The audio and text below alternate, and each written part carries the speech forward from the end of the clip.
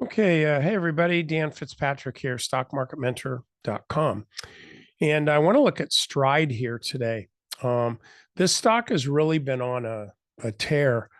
It's done really, really well for us. I'll show you where our buy was in a sec. But the thing that I want to point out is the power of the squeeze. And what I'm talking about is this. Okay. This right here, where you've got basically like lower highs, higher lows. This is converging right on the 50-day moving average. The distance between the upper and lower Bollinger Band here is like 4.5%, maybe. And then you see a nice move higher on this day. It doesn't look like much, same kind of stuff here. Volume was pretty good, but the thing that's so powerful about this is it's so close to the 50-day moving average. And you think about it in a different way. This is right here.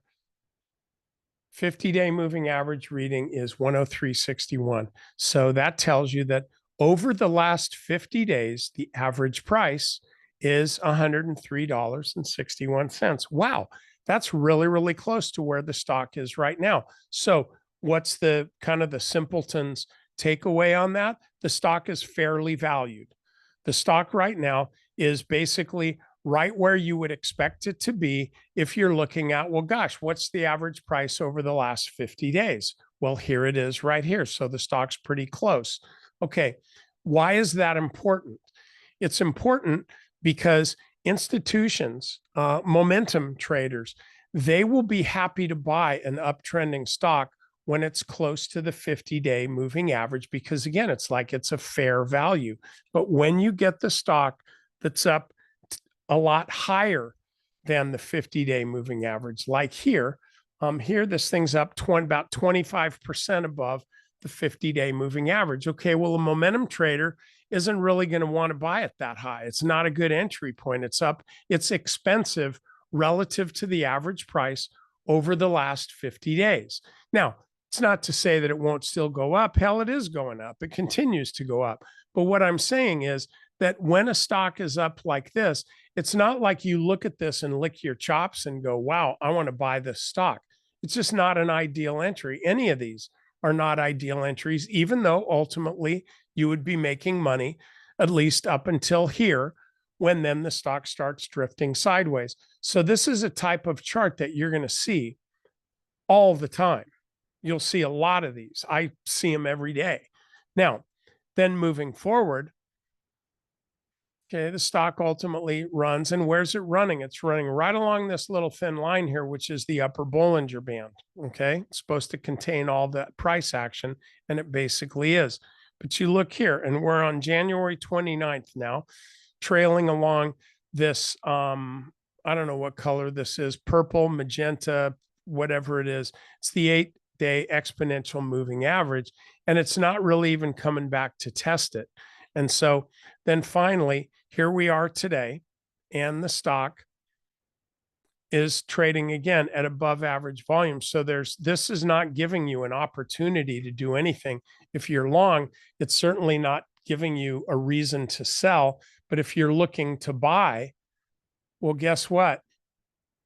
You know, it's up 25% above the 50-day moving average. Back here, stock's up 25% above the 50-day moving average. If we just look at it like this, 25%, right? Okay, for the very high here, 25%. So this is not at a place where you want to buy. I mean, frankly, it could almost be a place where you could look for a big pullback or at least starting a drift sideways. But so far, just looking at only the price action without the 50-day moving average, the stock is performing really, really nicely and volume starting to tick up. Now, I'll show you what we did here.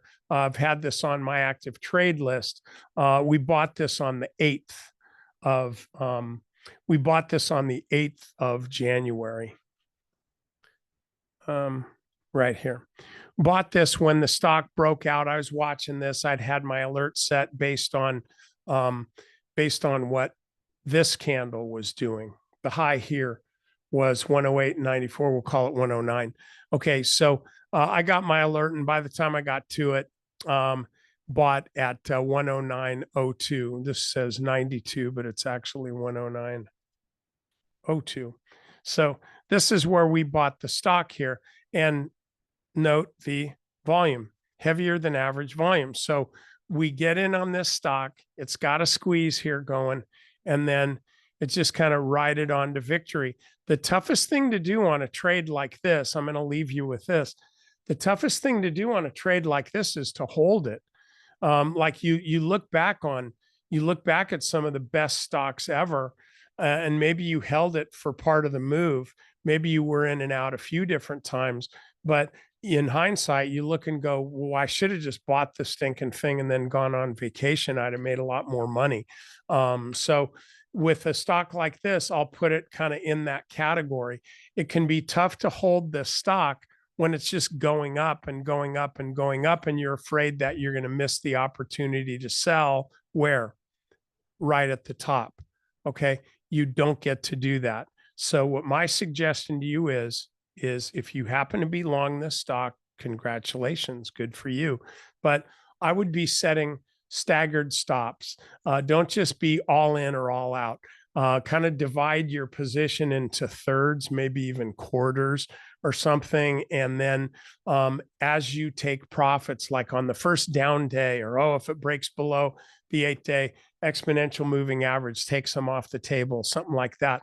What you're doing is when you're taking those partial profits, you're reducing your average cost basis of the remaining shares down to a lower price. So your profits are actually, if you're looking at it that way, your profits are actually increasing. So anyway, those are some things, just some thoughts I have for you. I hope it helps members. Kind of a long strategy session. I'm talking about a lot of various aspects of trading and dealing with a mouse issue too. So you'll have to learn more about that over there. All right. See you guys on Monday.